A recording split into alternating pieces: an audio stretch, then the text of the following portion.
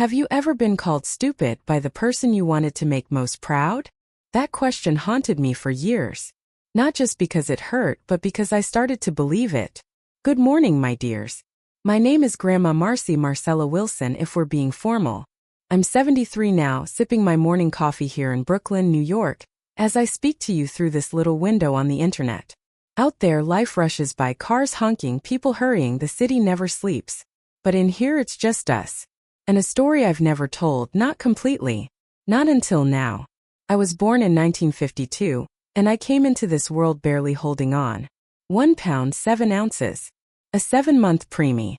So small, my father could hold me in the palm of his hand. Back then, babies like me didn't usually make it. But I did. I spent 40 days in the hospital fighting for each breath, while my mother, Betty, prayed at my bedside and my father, Anthony, worked double shifts at the Fulton Fish Market to pay bills they couldn't afford. People said I was a miracle. But I learned early that every miracle comes with a price. As I grew, Mama fed me like food was medicine. "Eat, Marcella," she'd whisper at every meal, her voice like a lullaby. "You need to get strong." And I did. At least on the outside. What we didn't know was that something inside me was different. Not broken. Not wrong. Just different.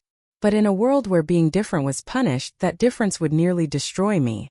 You see, when I finally started school late because Mama was too scared to send me, I thought it would be the beginning of everything. I wore a little blue dress with white polka dots that Mama had sewn the night before. And I walked into that classroom with wide eyes and even wider hopes.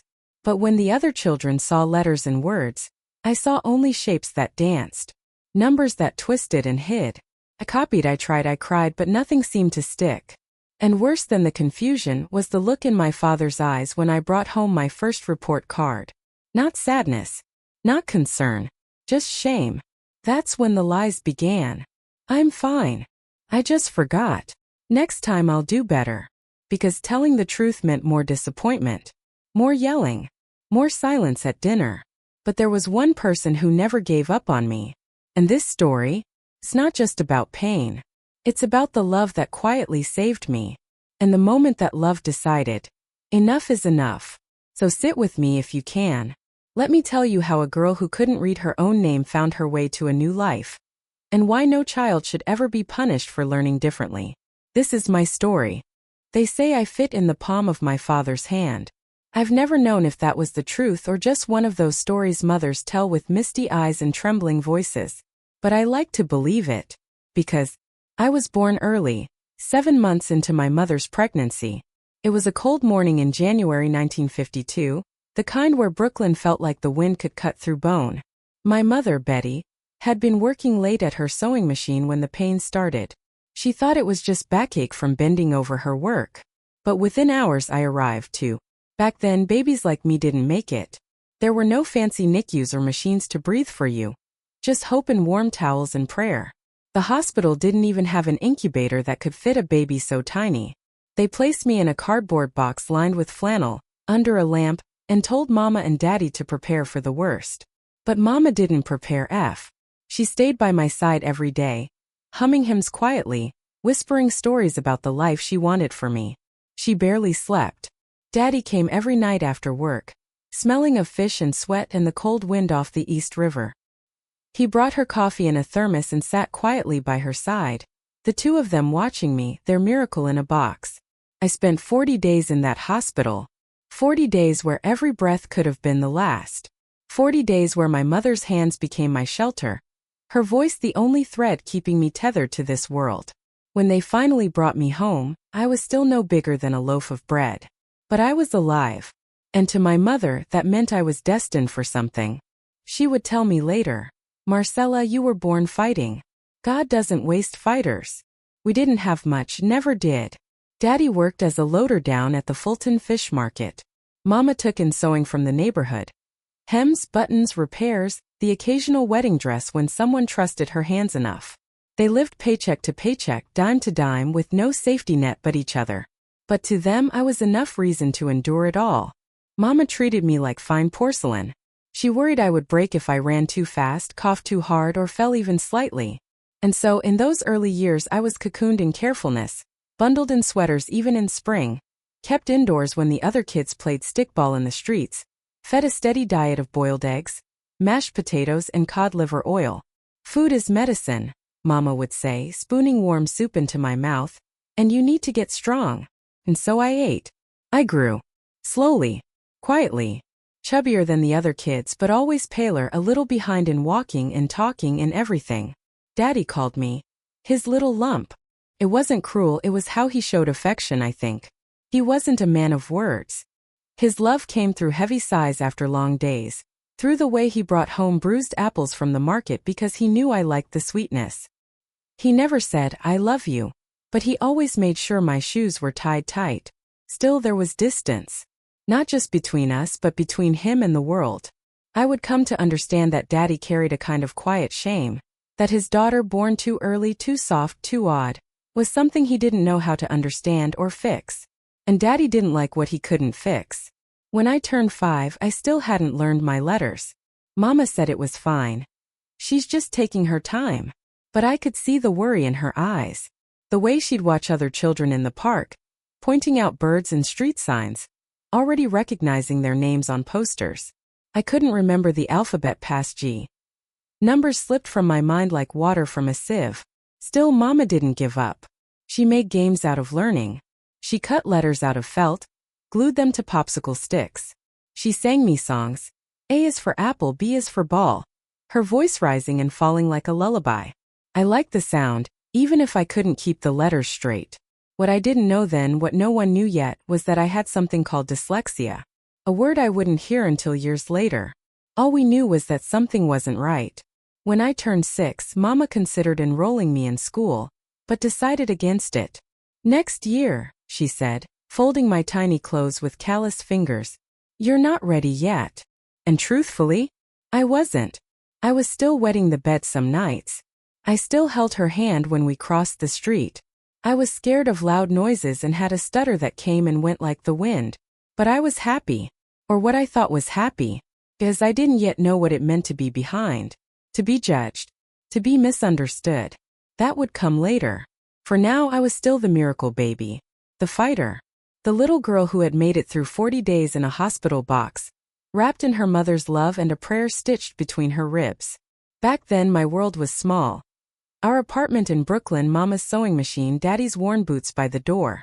And in that small world, I didn't know yet that surviving birth would be the easiest part of my story.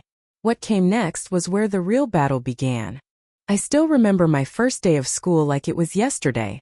Mama had stayed up half the night sewing me a little blue dress with white polka dots, my favorite. She even ironed it twice so not a single wrinkle showed. My socks were white, my shoes black and shiny and just a bit too tight around the toes.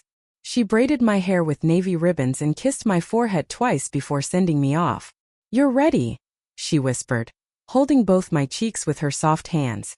"You're going to do great things, my little miracle." And I believed her. I walked into Mrs. Johnson's classroom with wide eyes and a chest full of hope. Everything smelled like chalk and crayons.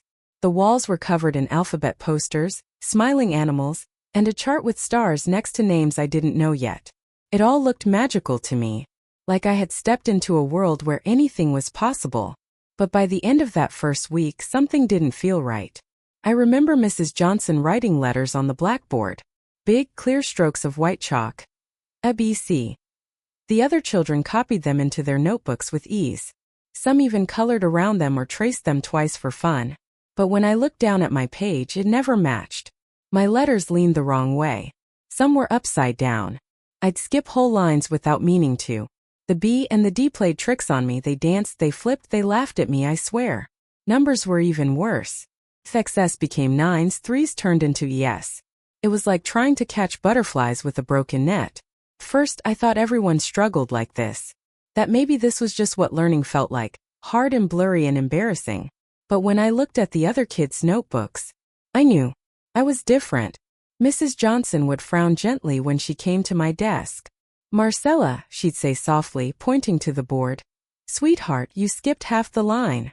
And I'd look at her, eyes wide, genuinely confused. Because in my head I had copied everything exactly. At home, Mama asked about school every evening while drying dishes, her hands still smelling faintly of soap and starch.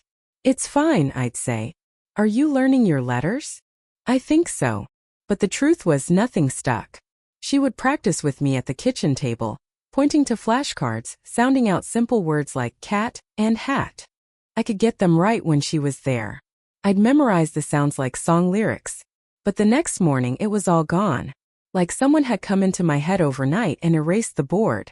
Mama noticed. Of course she did. She started staying up later with me. She drew pictures next to letters. She made up silly stories to help me remember which way the D faced. "D is like Daddy," she'd say, standing tall with his big belly sticking out. And I'd giggle and nod and remember for a little while. But no matter how hard I tried, the knowledge slipped away like sand between fingers. The frustration began to build. Not just in me but in the house. Daddy wasn't as patient. He didn't understand why a child who looked so normal, so healthy, couldn't just learn like everyone else. "What are they even teaching you at that school?" he'd grumble. "You're 7, Marcella. You should be reading by now." I tried to explain, but what could I say? That letters ran away from me? That numbers mocked me from the page? I didn't have the words yet. And neither did they. Back then, we didn't talk about learning disabilities the way we do now. The term dyslexia wasn't something anyone in our neighborhood had heard. If a child struggled in school, people chalked it up to one of two things: laziness or stupidity. And once a label like that stuck to a child, it was hard to shake off. I started hiding in the bathroom at school during reading time. I didn't want the other kids to see my red face, my trembling hands.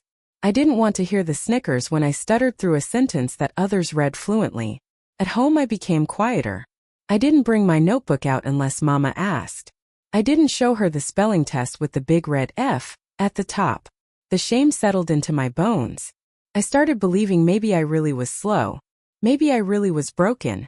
But Mama didn't believe that. Not for a second. She began asking more questions. She watched me closely, not with judgment, but with the sharp eyes of a woman who had sewn 1,000 dresses from scratch. She noticed patterns, the letters I always mixed up, the way I held my pencil too tightly, how I blinked and hesitated before every new word. She knew this wasn't laziness. So one day, without telling Daddy, she took me to see Dr. Patterson, the same doctor who had delivered me years before. His office smelled like old books and antiseptic. He wore thick glasses and always carried a clipboard. That day, he asked me to draw shapes, trace letters, and read aloud from a children's book. Then he leaned forward and told Mama something that would change everything. "Mrs. Wilson," he said, "your daughter's brain works differently. It's not that she doesn't try. It's that her mind processes words in a unique way. She may have what we call a learning disability." Mama's face went pale. "Is it curable?" "It's not a disease," he replied gently. "There's no cure because there's nothing wrong with her. She just learns differently. What she needs is more time, more patience, different tools." We left that office with a letter for the school, and a strange sense of relief, because finally we had a name for what had no name. I wasn't just slow. I wasn't stupid. I was a little girl whose brain didn't follow the usual rules. And from that day forward, Mama and I began breaking the silence. One letter at a time. You know, people often think that the hardest part of having a learning disability is learning. But it's not. It's knowing, deep in your little heart, that you're trying your very best, and still feeling like it's never enough. That's what dyslexia felt like for me. Long before I even knew the word existed. Back then we just called it being slow. Or not paying attention. Or daydreaming. But none of those were true. The truth is, I was paying so much attention that it exhausted me. I stared at the letters until my eyes watered. I repeated every word in my head like a chant. I bit the inside of my cheek trying not to cry when everyone else moved on and I was still stuck on the first sentence. You don't forget that kind of frustration. You carry it. By second grade, it was clear to everyone, including me, that something was wrong. I had trouble copying from the blackboard. Not because I didn't want to, but because the moment I looked down at my notebook, the words I'd just seen vanished. Gone. My mind would go completely blank, like someone had wiped the chalkboard inside my head. I mixed up letters constantly. B and D, P and Q. They all looked the same to me. I'd write was instead of saw, and dog instead of God. It wasn't just confusing, it was humiliating. Numbers weren't any kinder. 13 could be 31, and 24 looked just like 42 if I blinked too quickly. At school, I became the girl with her head always down. The one who forgot her homework, even though I stayed up late trying to finish it with Mama. The one who never raised her hand, even when I knew the answer, because reading it aloud meant risking another mistake, another laugh, another eye roll from a classmate. There was one day I'll never forget. We were doing a spelling exercise. Each student had to stand up and spell a word the teacher gave them. I was given the word window. Simple enough, right? But my brain froze. I could see the letters dancing behind my eyelids, spinning, switching places, vanishing. W-N. I began, then stopped. Dull. The room was silent. Go on, Marcella, Mrs. Johnson said gently. But I couldn't. I was shaking. Someone giggled behind me. Then another. And that's when the tears came. Not loud, messy sobs, but the quiet kind. The kind where your eyes well up and your throat aches and your heart cracks a little. I sat down before I finished spelling the word. That afternoon, I hid in the girls' bathroom and cried until the final bell rang. I didn't tell Mama. Not because I didn't trust her, but because I didn't want to disappoint her. She'd been trying so hard to help me. She'd bought special notebooks with wide lines. She'd sewn fabric letters to help me remember shapes. She'd even made up songs to teach me how letters sounded when paired together. B with A makes ba, she'd sing as she stirred soup at the stove. B with E makes B. And I'd sing along. And I'd remember. Until the next day when all those sounds disappeared again. Sometimes I imagined my brain was a room full of filing cabinets. But someone had come in and scrambled all the folders, tossed the files in the wrong drawers, flipped some upside down, threw a few out the window. I wanted so badly to organize it all. But I didn't know how. At home, Daddy didn't understand. When he looked at my test papers, full of red circles and crossed-out words, his mouth would tighten. I don't get it, he'd mutter. She's not dumb. She talks just fine. She remembers things I tell her. So why can't she do something as simple as read? He never hit me, not then, but his voice hit harder than any belt. Disappointment is heavy when it comes from someone you desperately want to please. Eventually, Mama took me back to see Dr. Patterson. That day, I remember him saying something I didn't understand at the time. Her struggles aren't from lack of effort. Marcella is working twice as hard as the other kids, just to stay afloat. He explained that some children's brains process written language differently. That dyslexia wasn't a sickness or a defect, it was a difference. It's like trying to read in a mirror, he said. The words are all there, but they appear scrambled, reversed, disconnected. It's exhausting. Mama nodded slowly, her hands folded in her lap. So what do we do? She needs support, he said. And time. And a lot of patience. He wrote a letter for the school, recommending accommodations, more time on tests, smaller group reading, one-on-one help when possible. But even with the letter, it didn't solve everything. Teachers didn't always have time. And Daddy, well, we kept that letter from him. He won't understand, Mama whispered, folding it carefully into her purse. And if he thinks you're broken, he'll break something else. So our little secret continued. Mama and I fighting this invisible battle alone. She became my second teacher every night after dinner. While the world outside moved on, we sat at the kitchen table under the dim light of the hanging lamp, tracing letters in flour spread across the counter, sounding out rhymes and playing spelling games with bottle caps. She never got tired, even when I did. Looking back now, I see what a miracle that was. How her love, so patient and so quiet, kept me from drowning in a world that didn't know what to do with children like me. But even love has its limits when it's constantly met with misunderstanding. And one day, that misunderstanding would turn into something far more dangerous than just a few red marks on a paper. Because when people refuse to understand what they fear, they don't stay neutral. They punish it. And for me, that punishment would soon come in the form of silence, darkness, and a locked basement door.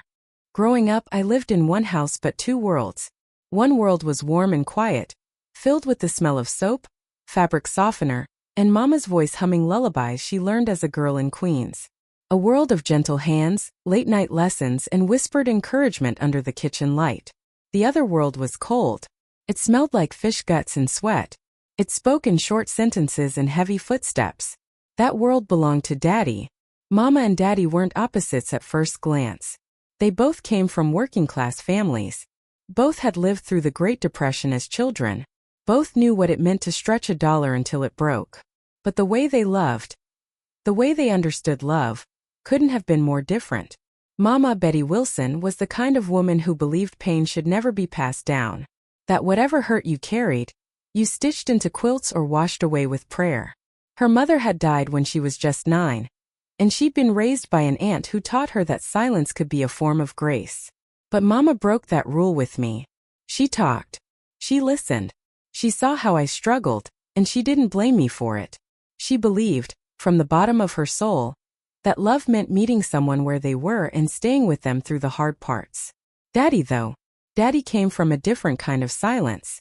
He was raised in rural Pennsylvania by a coal miner and a mother who, according to family whispers, didn't show emotion. His father was the kind of man who solved problems with his belt and believed education was a luxury, especially for girls. I think Daddy carried that same belief like an old coat he couldn't take off. To him, going to school was nice, but not essential. What mattered was hard work, obedience, and not embarrassing the family name. A daughter who could scrub floors and keep quiet was worth more than one who read books and asked questions. So when Mama insisted I go to school, he didn't argue, but he didn't really believe in it either. He saw it as one of those things you did because everyone else did, like going to church on Sundays or putting out Christmas lights. He paid for my notebooks, my shoes, my uniforms, but deep down I think he expected me to fail. And when I did, it confirmed everything he already thought. I remember the first report card I ever brought home. I held it in my hands like it was radioactive, unsure whether to hide it or hand it over. Mama read it first, her face still and quiet. She didn't say anything, just pressed her lips together and hugged me tight. But Daddy didn't take it well. "What is this?" he barked, shaking the paper like it had insulted him. "I spend money on school and books for this?" I tried to speak, but the words came out crooked. I do study. I swear." "Liar," he snapped. "You're lazy. You're just like your mother's side of the family, dreamers. Useless." Mama stepped between us then. She always did. "Anthony, that's enough." He didn't hit her. Not that night. But the way he raised his hand, the way she flinched, told me everything I needed to know about the power in that house. From that day on, I started living two lives. In the daylight, I went to school with fear sitting heavy on my shoulders. At night, I studied with Mama while Daddy snored in his armchair or pretended not to see. She became my tutor, my protector, and my secret keeper. But it wore on her. I could see it. The way her hands trembled just slightly more each week. The way she looked over her shoulder before pulling out the doctor's note she kept hidden in her sewing kit. Because Dr. Patterson had written something important. A letter for the school explaining my learning disability. He told Mama that what I had wasn't laziness. It was likely dyslexia, a condition just beginning to be understood. "Marcella's brain doesn't process language the way others do," he'd said. "It's not her fault. She needs different tools, not punishment." But Mama knew, if Daddy saw that letter it would only make things worse. "Disability," he'd explode. "She looks fine to me." So we hid it. And the weight of that secret was one she carried mostly alone. There was a moment, I must have been 8, when I caught her crying in the laundry room. Not sobbing. Not loud. Just silent tears running down her cheeks as she folded towels. I stood there, unsure if I should leave or say something. "Mama?" I asked. She wiped her face quickly and smiled, but it didn't reach her eyes. "Just tired, sweetie. That's all." But I knew better. Even then I knew. She was tired of fighting a battle she never asked for. Tired of shielding me from a man who saw love as something earned only through achievement. Tired of watching me try, fail, and hurt, while the world labeled me dumb. And still she never gave up on me. She stitched hope into every spelling quiz she helped me study. She folded courage into the lunch she packed each morning. She poured grace into my wounds before they had names. That's what made her different from Daddy. To him, love came with expectations, and punishments when those weren't met. To her, love was what you gave even when nothing was working. Even when the world refused to understand. Even when the man in your own house didn't believe in the daughter you knew had magic inside her. Looking back, I realize now that I grew up with both fire and water. One parent taught me fear. The other taught me faith. And in the years to come, I would need both to survive. Because the storm was just beginning. It happened on a rainy Tuesday afternoon. The kind where the sky stays gray all day, and the air smells like wet concrete and penny coins. Mama had made an appointment with Dr. Patterson behind Daddy's back. Something that filled her with guilt, but also a quiet urgency she couldn't ignore anymore. I just want to understand what's going on with my daughter, she'd whispered into the phone when she called the clinic. I know she's not lazy. I know it. That day she picked me up from school early. I remember being relieved.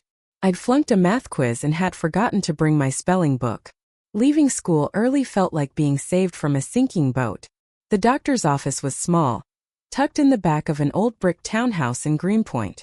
The waiting room smelled of antiseptic and mothballs, with plastic plants on every windowsill and faded posters on the wall that said things like, "Eat your greens," and "Healthy minds grow strong."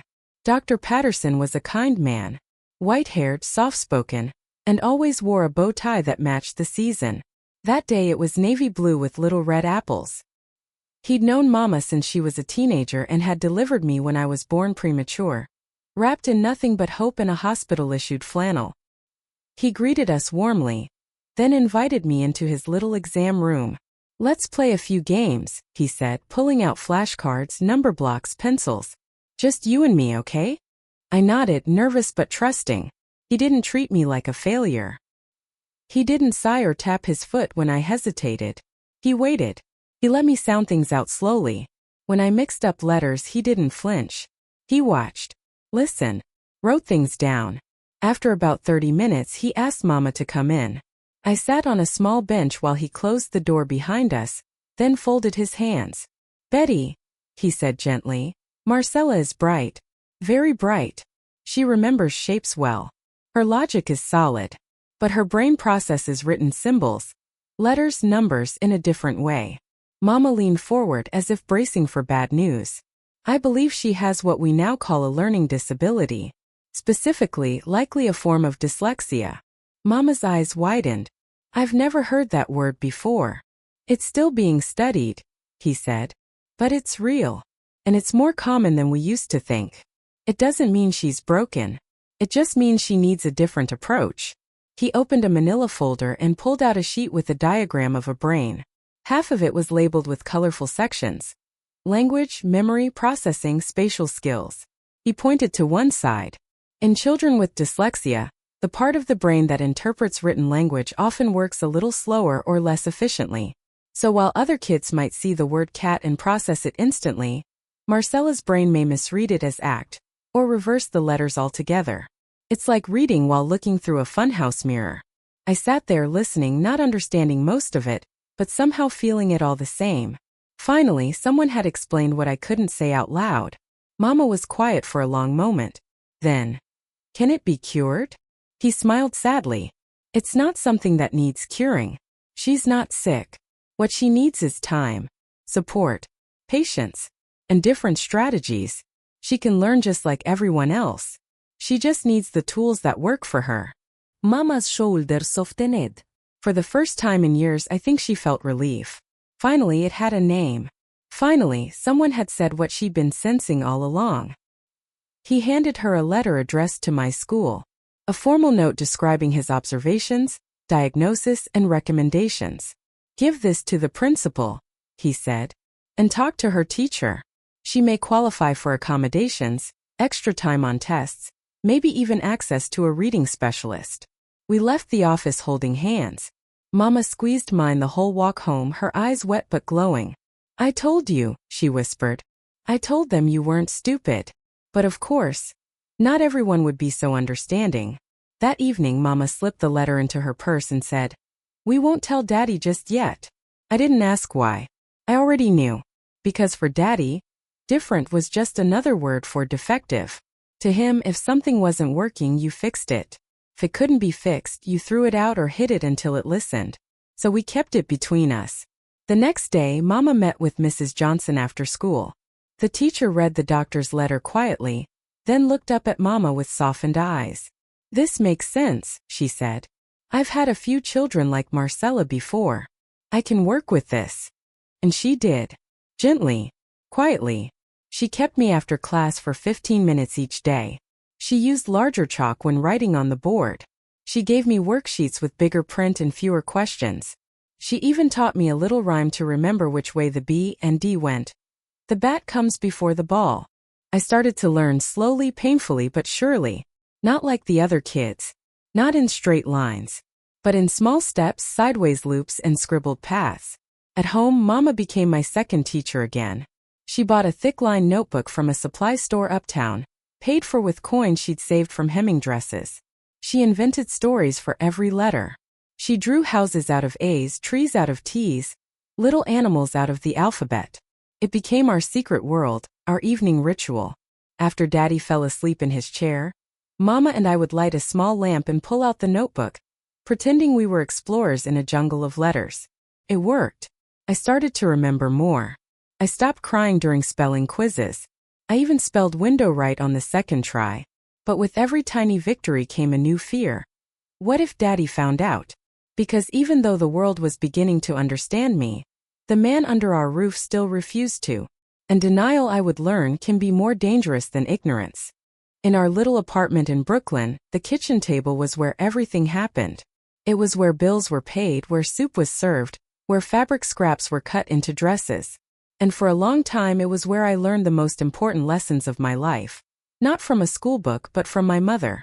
Every night, after dinner was cleaned up and Daddy had retired to his armchair with a glass of bourbon and a worn newspaper, Mama would bring out the notebook.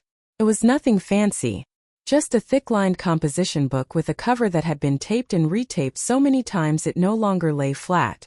But inside that notebook was a universe. Letters, drawings, symbols, songs, anything Mama could use to help me learn in a way that made sense to me. She never called it homework. That word carried too much weight, too much fear. She just called it our time. Let's do a little quiet practice, she'd say softly, as she wiped down the table and placed the notebook in front of me. At that hour, our home was silent except for the tick of the clock and the occasional creak of old wooden floorboards. The city outside buzzed on, but in that little kitchen it felt like the whole world paused. Just long enough for a girl and her mother to rewrite what learning meant. Mama was no trained educator. She had dropped out of school herself in the 9th grade to help raise her younger siblings after her mother died. But she was clever. She was creative.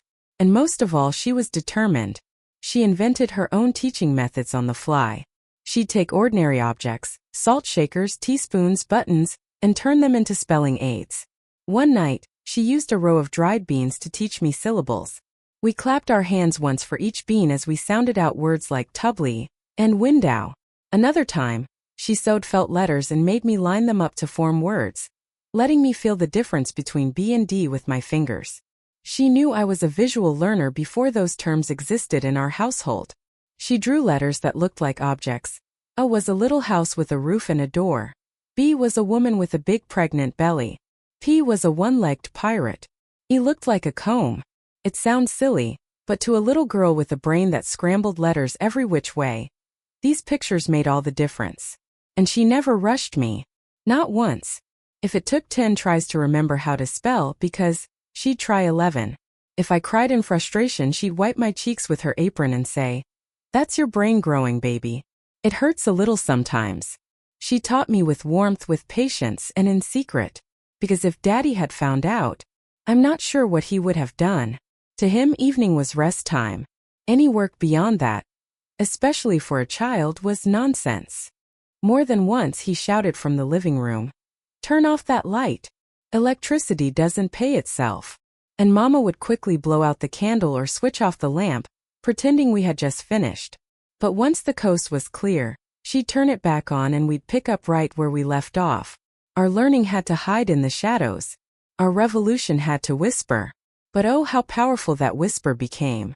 It's easy to think of teaching as something that happens in classrooms. But I believe some of the greatest lessons happen in kitchens. Around chip tables. Under dim bulbs. In the company of someone who refuses to give up on you. Mama didn't just teach me how to read. She taught me how to believe in myself again. Because by then I had stopped. I truly had. Every mistake in class, every red X, every failed spelling test had chipped away at whatever self-worth I had left. I had started believing that maybe I wasn't meant to be smart, that maybe there were some people who just couldn't learn. But every night Mama proved me wrong. Every night she stayed up with me, even when her eyes were heavy from sewing all day. Every night she hummed little melodies to help me remember words. Every night she reminded me, not with big speeches but with soft presence, that I was not broken. One night stands out in particular. I had been struggling with the word together.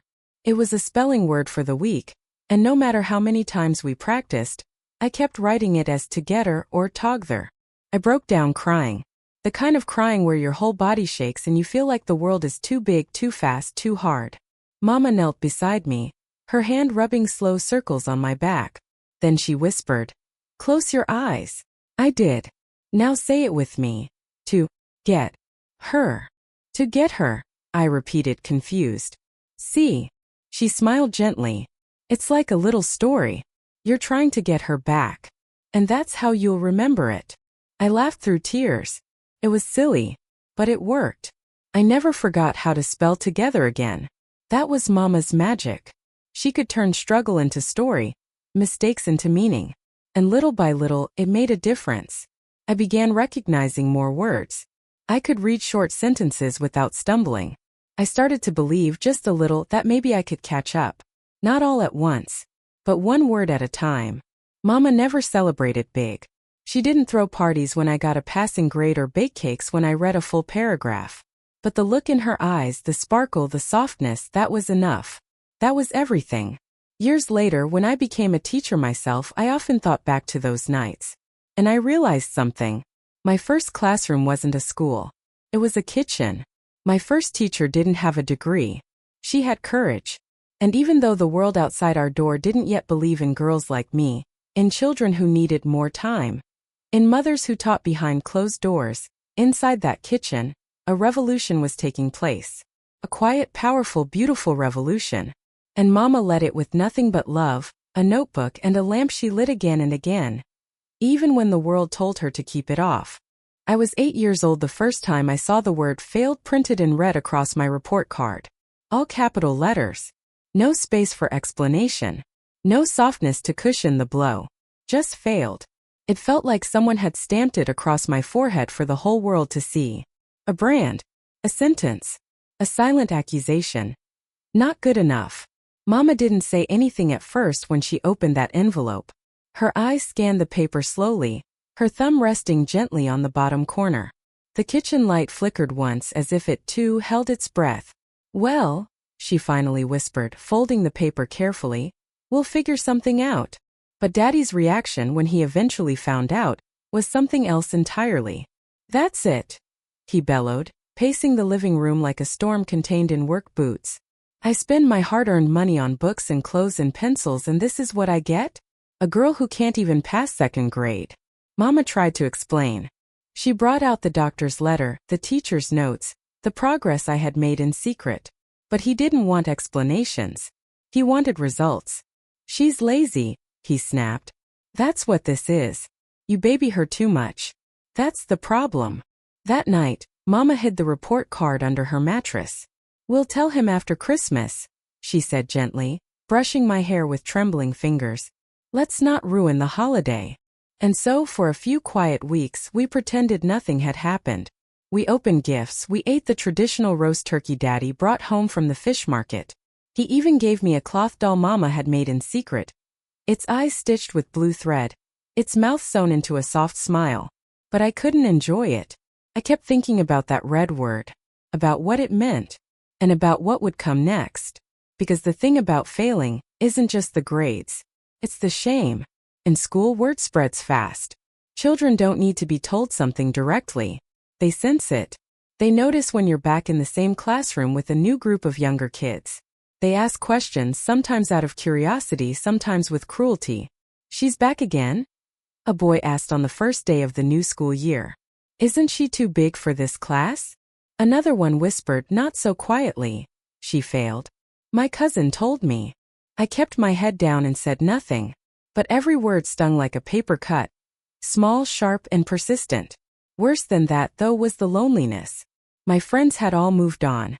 They were in a different classroom now with new teachers, new lessons, new confidence. I felt like someone had hit pause on my life while everyone else hit fast forward. Mrs. Johnson was kind. Still patient, still willing to help, but even she couldn't stop the stares, the questions, the quiet giggles behind my back. At home things were even harder. Now that Daddy knew I had failed, he made it his personal mission to fix me. And in his mind, fixing meant control. He demanded to see my notebooks every night. Sat at the table, arms crossed, pointing at spelling words and barking. Write it. Again. If I got something wrong, he didn't yell, not always. Sometimes he'd just rip the page out and hand me a new one. Start over, he'd say, his tone flat and cold. Other times, when his mood was darker, he'd pound the table hard enough to rattle the salt shaker and shout, "Even a 5-year-old could do this better." I'd flinch. My hand would tremble. And the letters would start dancing again. It was as if fear itself scrambled the words. Mama tried to shield me. She'd say, "Anthony, she's trying her best." But he'd shoot her a look that froze the air in the room. And sometimes, just sometimes, she'd fall silent, her jaw clenched tight, the same way I had seen her do when he raised his voice one too many decibels too loud. In moments like those, the kitchen no longer felt like our safe haven. It became a war zone. The table that had once been a place of learning now trembled beneath the weight of judgment. And I disappeared into myself. I stopped speaking up in class. I stopped volunteering to read. I memorized entire passages so I could fake fluency when called on. And at night, I began waking up with stomachaches that had no name. "Maybe she's not cut out for school," Daddy said one night. "Maybe she needs to do something else. Learn something useful." I didn't fully understand what he meant. But Mama did. And the fear in her eyes said everything. Because failure in our home didn't just come with shame. It came with threats. Threats of being pulled from school. Of being put to work. Of having your world shrunk down to something small, manageable, controllable. It wasn't just about repeating a grade. It was about being reduced to the lowest version of yourself. But here's what I didn't know then, what I understand now, all these years later. Repeating a grade is not a failure. It's not a sentence. It's not a shameful secret. It's a second chance. It's time to grow, to catch up, to build a foundation that doesn't crumble under pressure. But no one told me that. No one told Mama that either. We were left to carry the weight alone. Still, even in those dark moments, Mama held on. She kept teaching me at night, even when Daddy forbade it. She found quiet moments, small cracks in the day to remind me, "You are smart. You are worthy. You are mine." And slowly, one word at a time, she helped me start to believe again. Not in grades. Not in report cards. But in myself. There's a kind of silence that doesn't feel peaceful. Feels like holding your breath. Like waiting for the sound of footsteps that means something bad is coming. That was the silence in our home after Daddy found out I had failed again. I was 8. Old enough to feel shame, too young to name it. Old enough to know fear, but too small to escape it. The second failure hit Daddy differently. The first time he'd been angry, loud, red-faced, pacing the floor. The second time he was quiet, almost calm. And that frightened me more than anything. Because when Daddy was calm like that, it meant he had made a decision. And that decision was punishment. It started small. More chores. No time with friends. My books locked away. Then came the new rule. Every night after dinner, I had to stand by the kitchen table while he reviewed my lessons. Not stand. Like a soldier at attention. And if I made a mistake, he'd tear the page from my notebook and slam a fresh one down in front of me. "Do it again," he'd say. "This time try using your brain." I wanted to explain how the letters flipped, how my hands shook, how the pressure made the words scatter like marbles on a floor. But I knew better. Talking back only made it worse. Then came the corn. It sounds strange now, but I'll never forget the first time he made me kneel on raw corn kernels. Bare knees on a hard floor, little yellow beads digging into my skin. "You want to learn," he said. "Maybe this will help you focus." I knelt for what felt like hours, tears sliding silently down my face, my back straight as a board, trying not to move. Trying not to make him angrier. Mama tried to speak up. "Anthony, she's just a child." But he silenced her with a look. The kind that said, "You speak again and you'll be next." After that, the punishments escalated. He made me hold heavy books with my arms stretched out like wings until my muscles trembled. He locked me in the pantry if I couldn't recite my spelling words. He stopped calling me by my name. He called me useless, stupid, embarrassment. And then, one night he took me to the basement. It was New Year's Day, 1962. I remember the time because fireworks were still echoing faintly in the distance.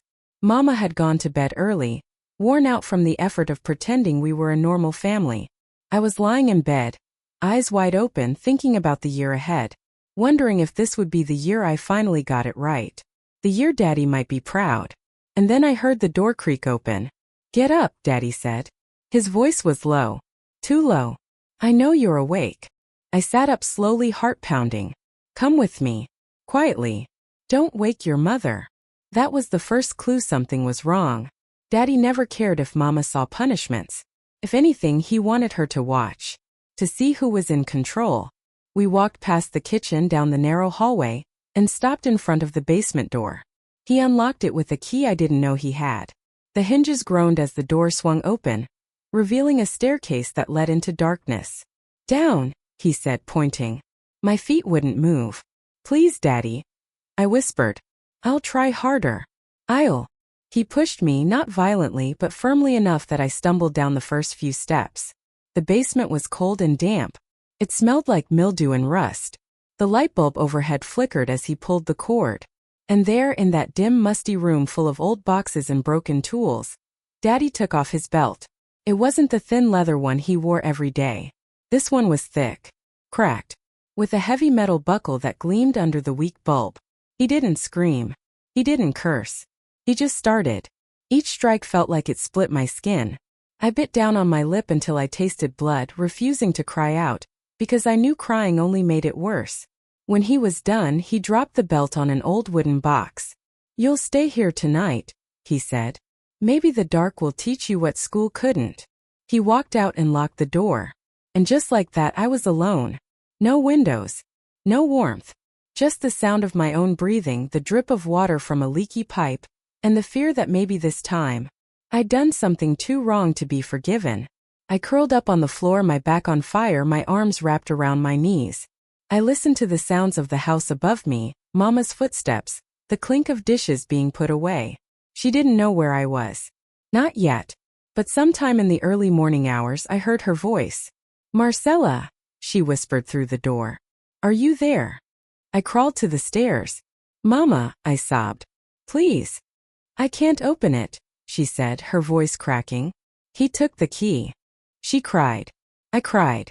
We cried on opposite sides of that door. Her fingers pressed against the wood, mine gripping the edge. That night, and the many that followed, changed something in me.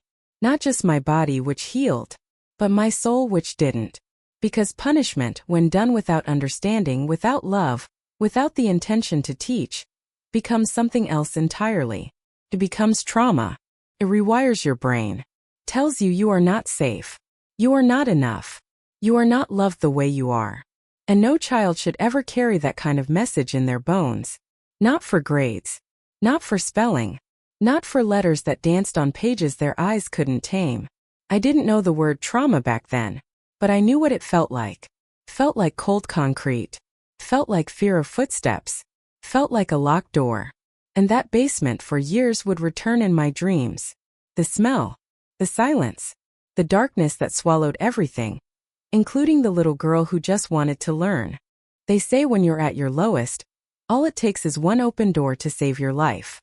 For me, that door was Mama's whisper through the crack of a basement wall, and a sheriff's badge 600 miles away in Virginia. By the fourth day locked in that dark, damp space, my body had started to give up. My back throbbed from bruises. My knees ached from sleeping curled on concrete. My throat was dry, my stomach knotted with hunger. But worst of all was the silence. Not the peaceful kind, but the kind that tells you, you've been forgotten. Except, I hadn't. Every morning, as soon as Daddy left for the fish market, Mama would tiptoe down the stairs with a small glass of water, a piece of bread, and the eyes of someone holding back oceans. Sometimes she brought a damp cloth to clean my wounds. Sometimes just her trembling hands to cup my cheeks and whisper, "I'm sorry. I'm so sorry." And one morning her voice changed. She wasn't just sad. She was focused. "It won't be much longer, Marcella," she said, checking the stairs nervously. "I've sent for your Uncle Gerald. He's coming." Uncle Gerald. The name lit up something faint inside me. I barely remembered him. Mama's younger brother from Virginia, the one Daddy didn't like. The one we hadn't seen in years because Daddy didn't want her talking to her side of the family. But I remembered his deep voice, the way he tossed me into the air once when I was 4. And I remembered the sheriff's badge clipped to his belt. "He's a lawman now," Mama said. "He's coming to help us. He'll be here in 2 days." That was the first time in days I felt air return to my lungs. But 2 days in the basement still felt like forever. Mama couldn't get the key. Daddy wore it around his neck or hid it in places she couldn't reach. But she had been watching. And that afternoon while doing laundry she found it, tucked inside a rolled-up sock in the top drawer of his dresser. "I'll wait till he leaves for work," she whispered the next morning. "Then I'll get you out. We'll go straight to the police station. Gerald will meet us there." I wanted to believe her. I did. But I had learned to fear hope. Hope in our house often ended with disappointment or worse.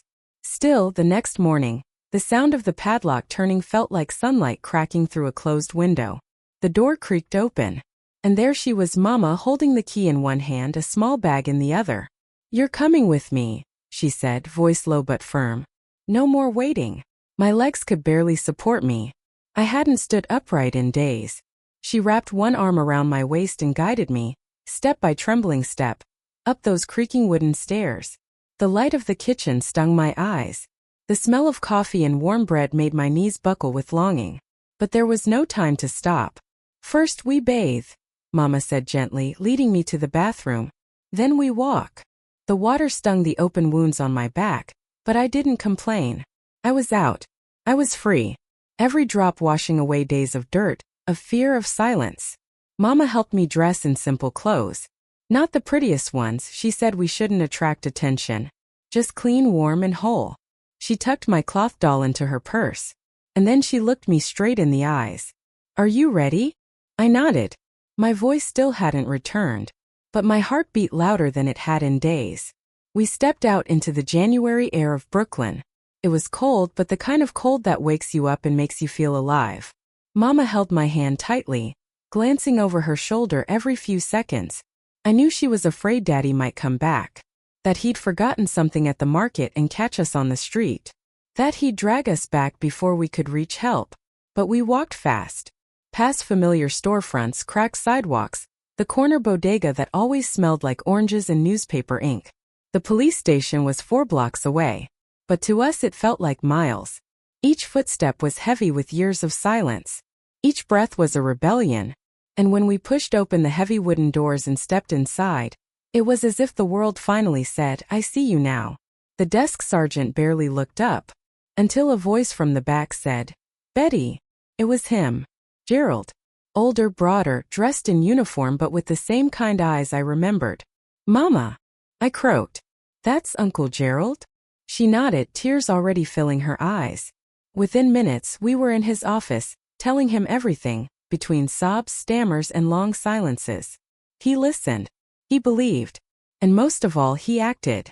He called a social worker, took photographs of my wounds, brought in a doctor who cleaned and wrapped my back with gentle hands.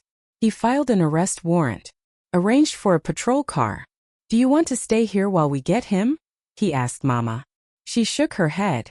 "No," she said. "I want to see him taken away. I need that." I sat next to her in the back seat of the patrol car, clutching her hand so tightly my knuckles turned white. We pulled up in front of our building just as Daddy rounded the corner, carrying a brown bag of bruised apples from the market. He froze when he saw us. His eyes met mine. And in that moment something shifted. He knew. He knew this was the end. When the officer stepped out and read him his rights, he dropped the bag. Apples spilled across the sidewalk. He tried to run, but Gerald was faster. They caught him, cuffed him, and brought him back to the car. He passed our window, eyes full of hate. But I wasn't afraid. Not anymore.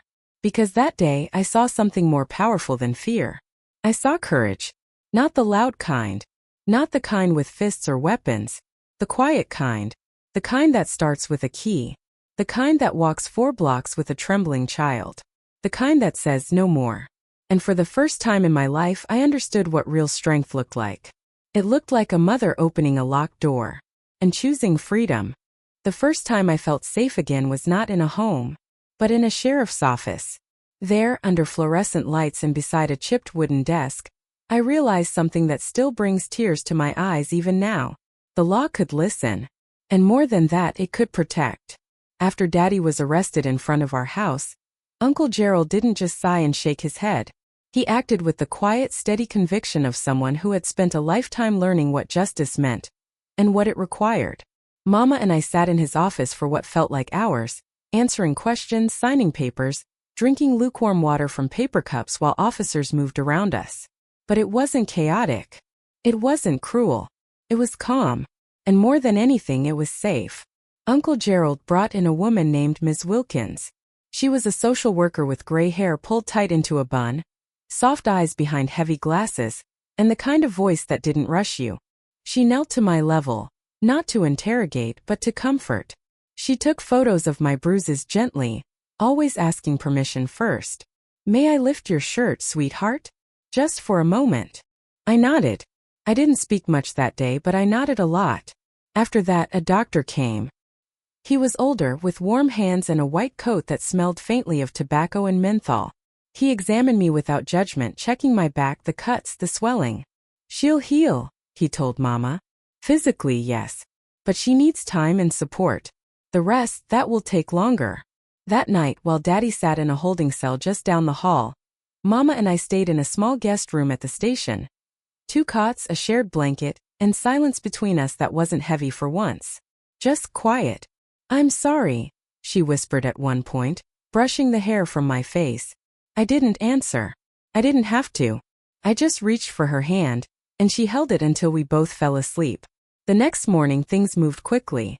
Uncle Gerald had already filed formal charges: child abuse, unlawful confinement, endangerment. Back in the 1960s, those terms were only just beginning to be taken seriously, but he made sure they were. He called in every contact he had, emphasized every bruise, every report card note, every whisper I'd ever managed to share. "Too many kids slip through the cracks," he told Mama. "Not this time." The case wasn't going to be easy.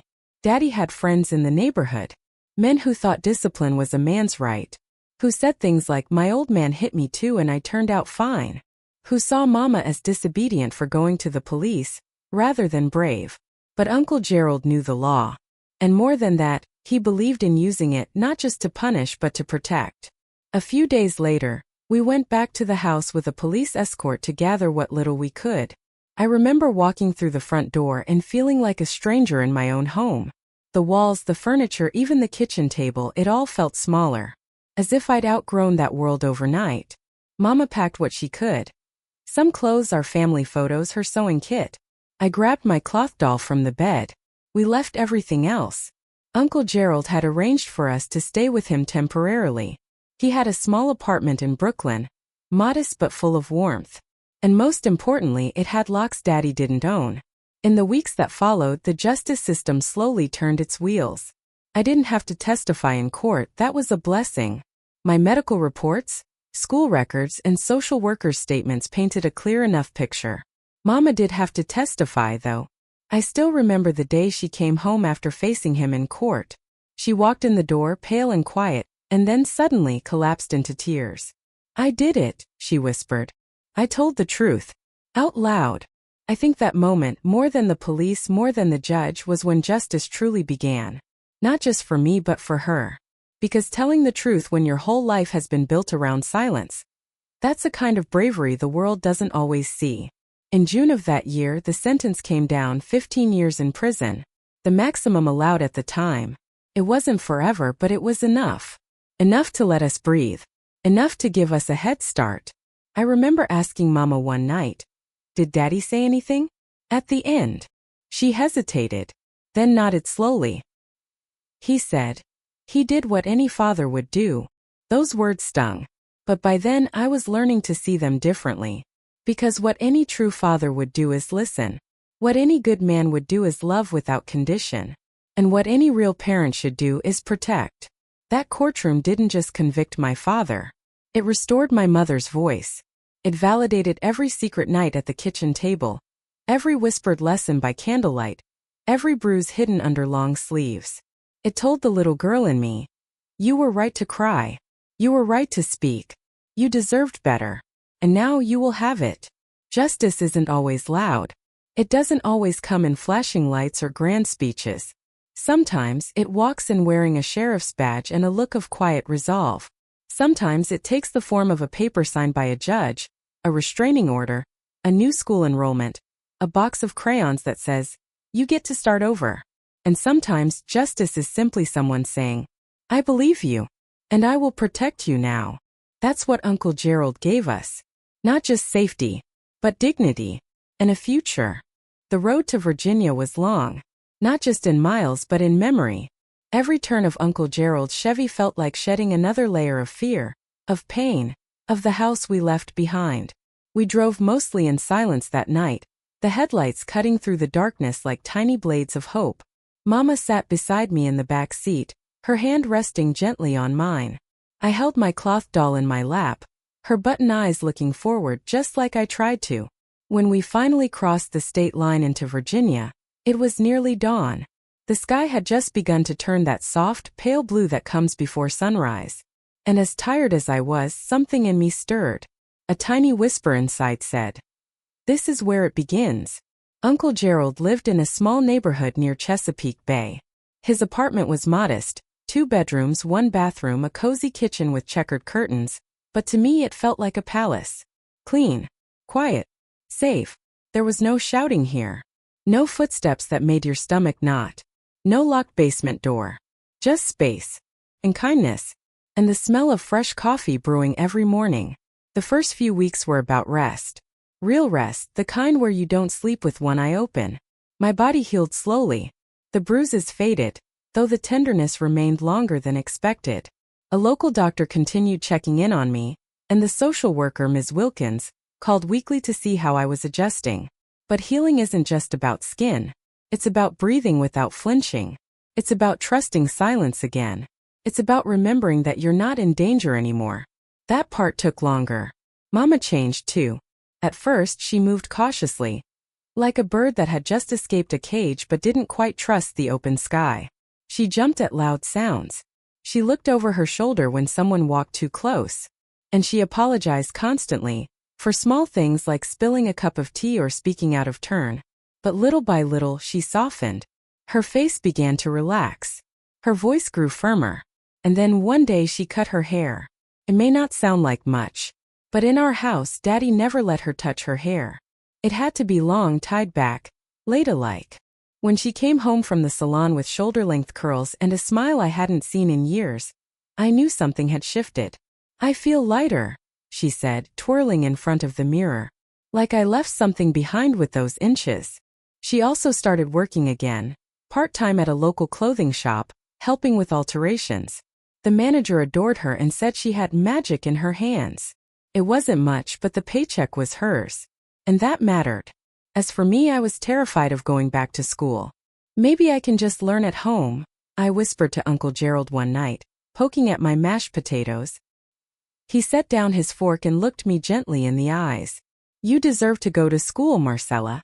But the right kind of school. With people who understand how your brain works, not punish it for it. And that's exactly what he found. Just a few blocks away was a public elementary school, with a specialized learning program for students with reading difficulties. It wasn't fancy. It didn't have big budgets or cutting-edge tech. But it had something even better, teachers who understood. I still remember the day I met Mrs. Thompson, the principal. She wore a navy blue dress and had a calm voice that reminded me of a lake at sunrise. She read Dr. Patterson's report carefully, nodding as she flipped through each page. Dyslexia, she said, looking at me. You know, some of the smartest people in history had that too. I blinked. They did. Oh yes, she smiled. Albert Einstein, Agatha Christie, Walt Disney. People just like you, who think in pictures, see the world differently, and sometimes need a little extra time to unlock their brilliance. I had never been called brilliant before. Not even close. She enrolled me in a third-grade class with fewer students and a reading specialist named Miss Adams, who would become one of the great lights of my life. Miss Adams didn't make me read aloud in front of the class unless I wanted to. She gave me colorful overlays to help the letters stop dancing on the page. She let me use magnetic tiles to build words, turning spelling into something tactile and joyful. And when I got something wrong, she didn't sigh. She didn't raise her voice. She just said, "That's okay. Let's try it another way." She believed in second tries, and third ones, and sometimes 10th ones. But she never gave up. And for the first time, neither did I. It wasn't easy, of course. I still had days where the words blurred, where numbers felt like enemies, where I came home frustrated and afraid I'd never catch up. But now, I had people who stood beside me when it got hard. Mama helped me study after work. Uncle Gerald checked my homework every weekend. Miss Adams met with me during lunch when I needed extra help. It was like the world had opened its arms and said, "Come here. We've been waiting for you." That kind of love, the collective kind, heals things you don't even know are broken. And slowly I began to rebuild. By the end of that school year, I was reading chapter books. Not fluently, not quickly, but fully, one paragraph at a time. When I finished my first book, Charlotte's Web, I cried. Mama cried too. And when I stood up in front of the class to give my book report, my voice trembled, but I did it. That's when I realized something important. You don't have to be unbroken to begin again. You just have to begin. Virginia wasn't perfect. No place is. But it gave us something Brooklyn never could. A second chance. And this time, we weren't going to waste it. They say the best teachers are the ones who never forgot what it felt like to struggle. That's true. Then I was born to teach. But that thought didn't come easily. Not when I was a teenager still terrified of reading aloud. Not when memories of the basement still crept into my dreams. Not even when my teachers told me I was smart enough, strong enough. Took years to believe those words. But belief, I've learned, is like a muscle. You strengthen it with use. With patience. With time. And I had all three thanks to Virginia. Through middle school and high school I kept working. I had to study more than most. I had to reread instructions 3 or 4 times. I carried index cards in my pocket to help me remember new words. I recorded lectures and played them back at night, whispering along like I was practicing lines for a play. But I did it. One small victory at a time. In 1972, I applied to college. I still remember the way Mama looked at the acceptance letter from the teacher training program at Norfolk State. She held it like it might float away if she breathed too hard. "You're going to be a teacher," she whispered. "You." I nodded. She started to cry, not from disbelief but from release. All those years of kneeling by my side, turning flour into letters, buttons into phonics, shame into strength, they had led us here. And it felt earned. College wasn't easy. I failed some tests, had to retake a math course, got laughed at once during a class presentation because I misread a chart. That old familiar sting came back, of being less than, of being found out. But I didn't run. This time I stayed. And when I finally crossed that graduation stage in 1976, diploma in hand, I wasn't just proud. I was whole. Not perfect. Not polished. But whole. That same year, something else unexpected happened. I fell in love. His name was Robert. He was studying law and had the kindest eyes I'd ever seen. He never rushed his words. Never raised his voice. And when I told him about my past, the basement, the bruises, the names, I expected him to walk away. Instead he said, "You made it out. That's what matters." We married in 1978 by the bay. Just a small ceremony with Mama and Uncle Gerald standing proudly nearby. I wore a light blue dress. Robert cried when I read my vows, every word carefully written and practiced, but spoken from memory. He said he'd never been prouder of anyone in his life. Together we built a new home. A quiet one. One with music in the mornings and bookshelves that lined the walls. And in 1980 we welcomed our first child, Paul. Then Mary came 3 years later. Being a mother was beautiful. And terrifying. Because I knew how fragile love could feel. How easily it could be warped by anger, by control, by fear disguised as discipline. But I also knew what love should look like. What Mama had shown me. What Uncle Gerald had protected. What Robert gave me every day. So we raised our children differently. With patience. With warmth. With the kind of listening that doesn't just hear words but understands silence. When Paul turned 6, his teacher called us in for a meeting. He's bright, she said. But he's struggling to read. We think it might be dyslexia. And I just smiled. Not out of joy but because I recognized the road. And I knew we weren't afraid of it. We got him tested early. We found tutors, mentors, tools I never had. We told him over and over. There's nothing wrong with you. Your brain just sees the world differently. That's your gift. And you know what? He became a pediatric neurologist. A doctor who now works with children like him, like me, every single day. Mary, on the other hand, became a teacher. Just like her mama. She teaches in a public school for children with learning disabilities in Richmond. And on the wall of her classroom, she has a sign that reads, "We don't all learn the same way, but we all deserve to be taught with love." That line? It came from something I told her one night after a hard day. Because in 1985, I helped found a small special education school outside Norfolk. A place where children like the little girl I once was could learn without fear, could read without ridicule, could grow in their own time. Over the years, hundreds of students passed through those doors. Some with dyslexia, some with ADHD, some with speech delays, anxiety, processing challenges. All of them carried invisible burdens. All of them needed someone who remembered what it felt like to be misunderstood. I taught them phonics with puppets, used color-coded cards, let them read aloud only when they were ready. But more than anything, I gave them space. Space to be human, to stumble, to breathe, to know that one failed quiz didn't define them. That one bad day didn't cancel out their potential.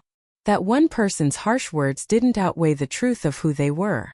Sometimes, when I sat with a student who had tears in their eyes and shame in their voice, I'd gently lift their chin and say, "I used to be you.